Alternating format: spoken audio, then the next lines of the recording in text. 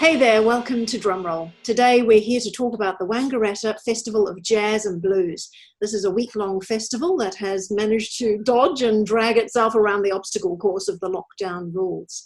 The festival features premier jazz and blues artists, new commissions and collaborations, plus the prestigious National Jazz Awards. To talk about the Wangaratta Festival, I'd like to welcome musician and co-artistic director, Eugene Boll. Annabelle, thanks for having me. I'm very pleased to have you here. Now, I understand that the festival is a rather significant year this year. That's right. It's its 30th anniversary this year, and whilst it's not the anniversary we'd hoped we'd be able to present, we're nevertheless super proud that we're able to do something. It is wonderful. And what would you have normally done if they hadn't been locked down?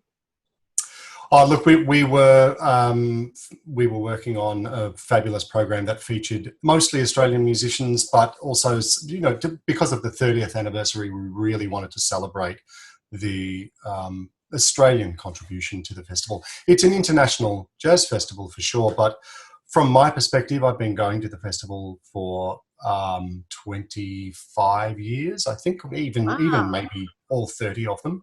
And it's generally performances by Australian artists that have proved the most potent for me.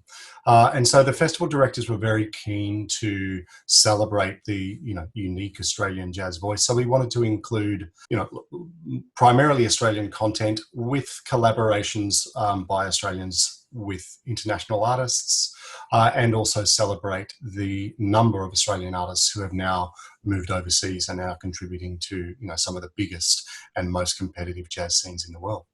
So how on earth did you manage to stage the Wangaratta Festival this year when so many other festivals have given up?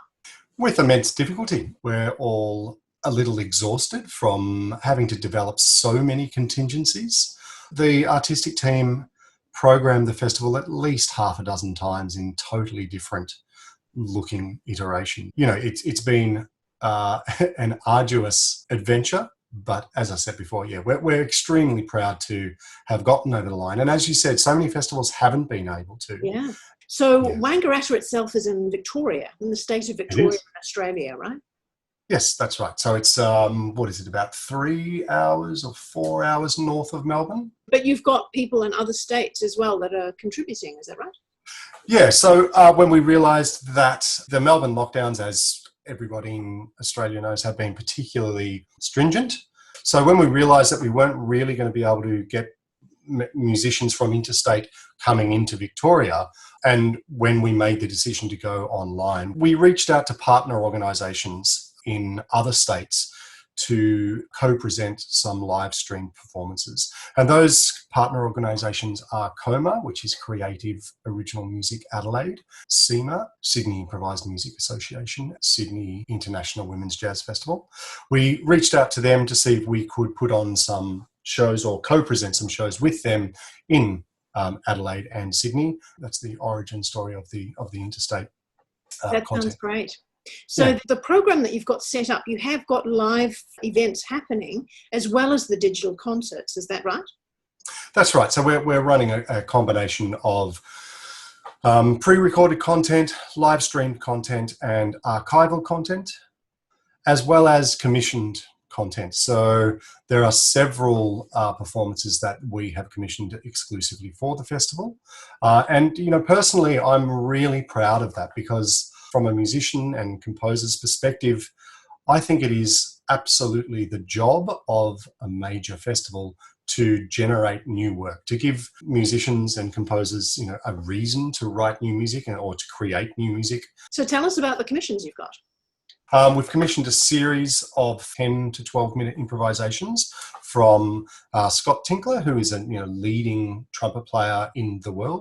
We have also commissioned an improvised work from an emerging drummer, Maria Moles. She's also Melbourne-based. I should say Scott is now living down on Bruny Island, so the interstate content reaches even further than Adelaide, all the way down on Bruny. And we've also commissioned a duet piece from a duo called Wolfer, who is Mick Ma and Jenny Barnes, and they're really fascinating electric bass and voice duet who specialise in very unorthodox ways of producing sound. I think for a lot of audience members, purely improvised music can be quite confronting, and I think that committing to a 40 or 50-minute concert of purely improvised music is a really big ask. But 10-minute brief pieces, I think, is a really friendly way in. So give it a go, and you never know, they might just love it.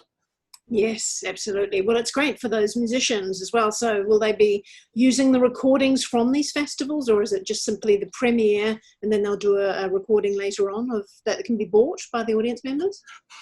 Look, most of the practitioners that we've commissioned these improvised works from, they're doing this all of the time. I'm sure that they will use that in the future, even to just generally promote their brand, if you like. I dislike using words like that when it comes to people and musicians. I know, but it's it is a reality.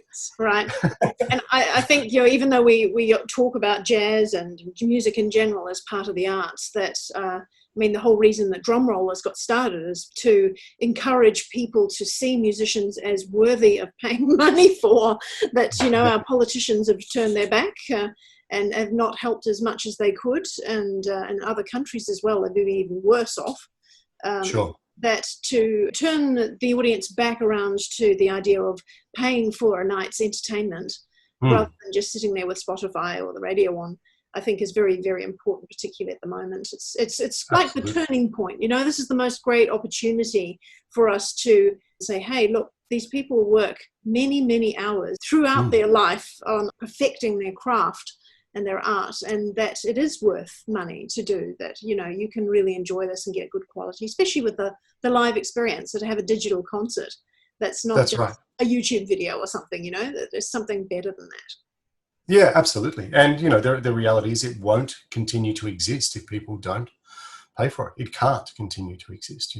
Yeah, it definitely will. And of course, if you're watching this and you get to see some of the digital concerts and you find that there is a donate button, you can always put in far more than just the ticket price, because you can help support your musicians by giving generously.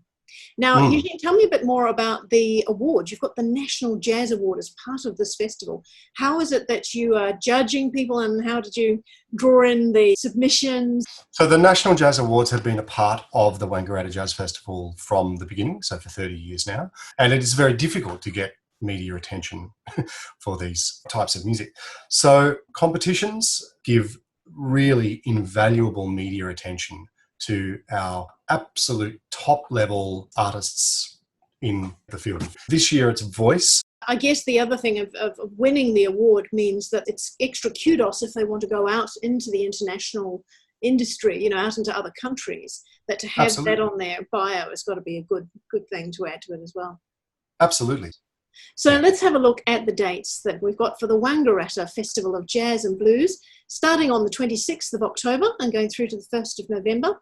The festival pass is $79, and that gives the pass holder full unfettered access to the entire festival. Each concert is available half an hour before the advertised time and for 48 hours afterward. So if you can't watch it at the actual program time, there is a bit of flexibility around that. Wonderful, that's good. Because if people are tuning in from around the world, it may not suit if it's in the middle of the night or when they're... Absolutely. And you have day passes as well. And day passes for $15 each. How many acts do you have on each day? During the week, Monday to Friday, 2 National Jazz Award finalists plus 2 or 3 other concerts. So we're aiming for an hour and a half to 2 hours a day. That's pretty much what you're getting for $15, which is fantastic. Amazing. Right. Yeah, absolutely. And really, $79. I don't know about you, but when I go to hear a gig, great value. You pay $30 for the ticket. Maybe you have a couple of glasses of wine. It's not long before you're at $80. $60 for the parking if you're in Sydney, and $300 for the dinner at McDonald's. Yeah. Exactly. So, pretty much for the price of a night out to go and hear a gig, you can hear the full festival. And, I've been encouraging people, as you were suggesting earlier, Annabelle, that, even if you're only going to watch one concert or one night, buy a festival pass, because you'll be supporting, all of these musicians and the associated industry You know, there's a lot of people that have totally had their careers and their employment all their just gigs wiped out. decimated. Absolutely. That's right. Yeah. So Definitely worth supporting the whole festival if you can. Absolutely. Otherwise, day passes are $15 and you'll be able to get those on the website wangaratttajazz.com. Thank you so much for joining me today, Eugene. I hope the festival goes well. Thanks very much, Annabelle.